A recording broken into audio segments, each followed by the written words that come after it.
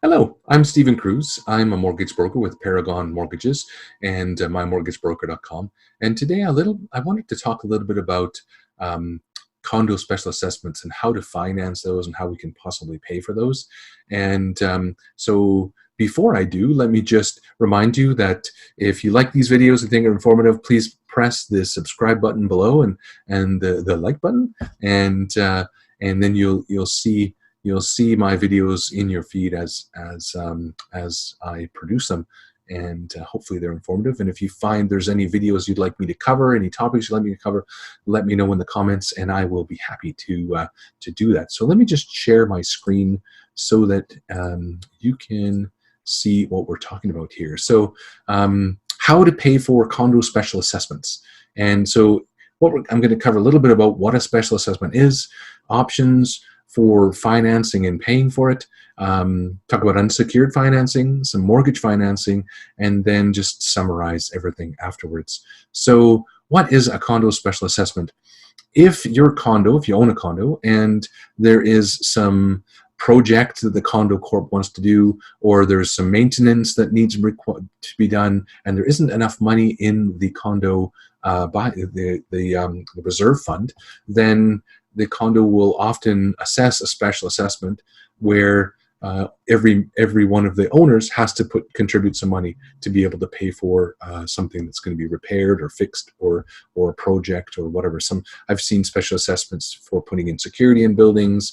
I've seen some for renovating the entry. I've seen some for repairing cement to do the roof, a whole bunch of different things that there might be an assessment for. Sometimes there's money in the reserve fund planned for it. Sometimes things are a surprise and they want to get them done right away. So that's what an assessment is. In this case, I'm going to talk a little bit about a larger assessment. So someone taking an assessment for, say, $25,000, and how to finance that. And so let's look at that option. So first thing you can do if you have the money is just pay cash. That's easy if you have the money. If you don't have the money, then you're going to have to look at some sort of a financing option. You could apply for a personal loan or personal line of credit. Personal loans typically will be amortized over 4 or 5 years, and a personal line of credit is usually a little bit more strict to qualify for, but you could potentially apply for one of those. If you wanted to, you could also refinance your house. So if you didn't qualify for personal loan, personal line of credit, but you had equity left in your house, then you could refinance. You can also set up a home equity line of credit, and that's another option instead of a refinance. Or you could set up a second mortgage. So let's go through some of those in more detail then.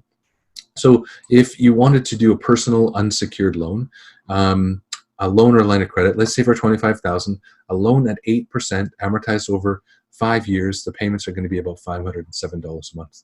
And for a personal line of credit, most lenders will charge minimum payment, either interest only, 3% or 2% of the balance. And so at 3% of the balance, your payment would be $750 a month. At 2%, $500, and then interest only is $167.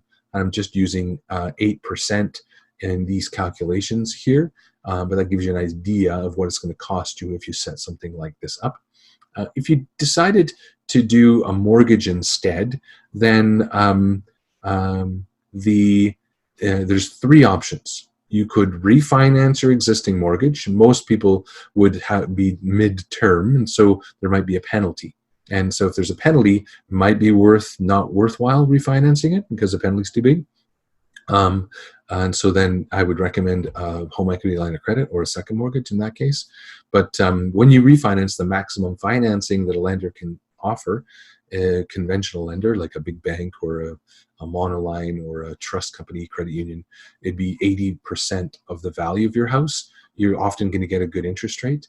And if you already have a good interest rate on your current mortgage, then you can blend that with new rates if you need more money and avoid the penalty. So there's different options with respect to refinancing, and it depends on your lender and what they might be offering. Another option could be a home equity line of credit. So you would leave the first mortgage in place, just leave the way it is, and then you would set up a home equity line of credit up to 80% of the value of your home less the current mortgage balance. So if there's enough equity, you could do that. Most home equity lines of credit are minimum $50,000 to set up. So you want to make sure there's enough room, and there are some strategies we'll talk about in a few minutes regarding that. Or if you need to go higher than 80%, there are private lenders, alternate lenders who will offer second mortgages up to 85% or 90% of your home's value. If you don't qualify for a personal loan and it's difficult to get financing from your bank for whatever reason on a refinance or home equity line of credit, then a second mortgage could be an option. Interest rates are going to be a little higher, and there's going to be some fees to set that up. But if that's the only option you have, then it's still possible to get some financing there. I'm not really going to talk about second mortgages too much more. If you're in a situation where you don't qualify or you're not sure, that'd be the last step I would look at.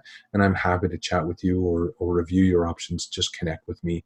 I'll put my email, my website in the description below, and you can go to my contact page, or my phone number and email is on the back, the last slide here, so you can connect with me there as well.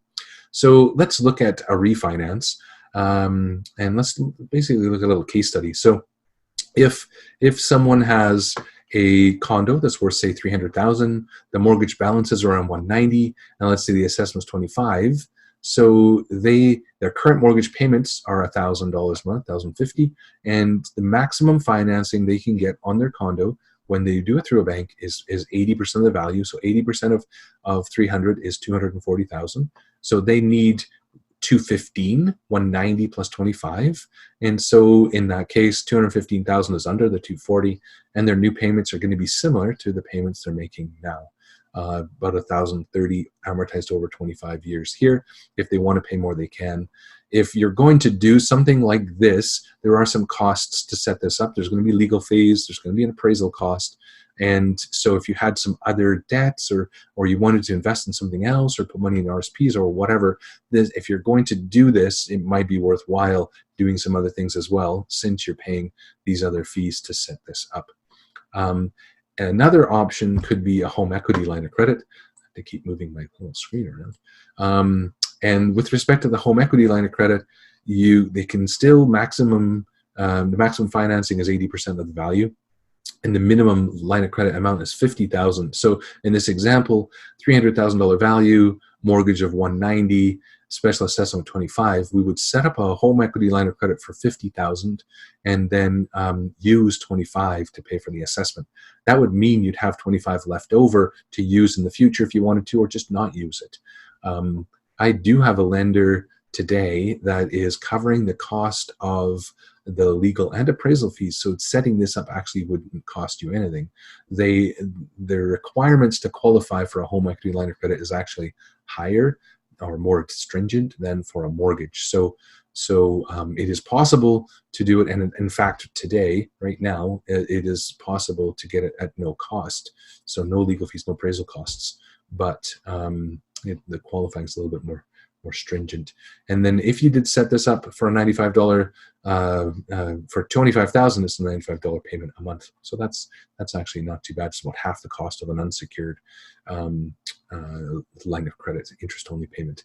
And so in summary, we have, let me just move this again, we have a few options to pay for your special assessment. You can pay cash, and you can apply for an unsecured loan, or you can apply for a mortgage. I do have a company that I recommend. We don't directly do loans, unsecured loans, but I have a company. I'll put a link in the description below. So if you wanted to apply for a loan, then this company is very good, and they offer decent rates and pricing and alternatives. So I'll put the link there. And if you wanted to find out about mortgage financing, I would be happy to chat with you about that. Even just give you some advice if you wanted to know what options you might have, and refinance, whether it's a home equity line of credit, second mortgage, or whatever. And so I'm Steve Cruz. I'm a mortgage broker with Paragon Mortgages and mymortgagebroker.com. This is my contact information, so you can text or call me or email me. Happy to chat anytime. Thank you, and hopefully this was informative. If it was, please, again, subscribe, press the little subscribe button, press the like button, and we'll talk to you again in the next one.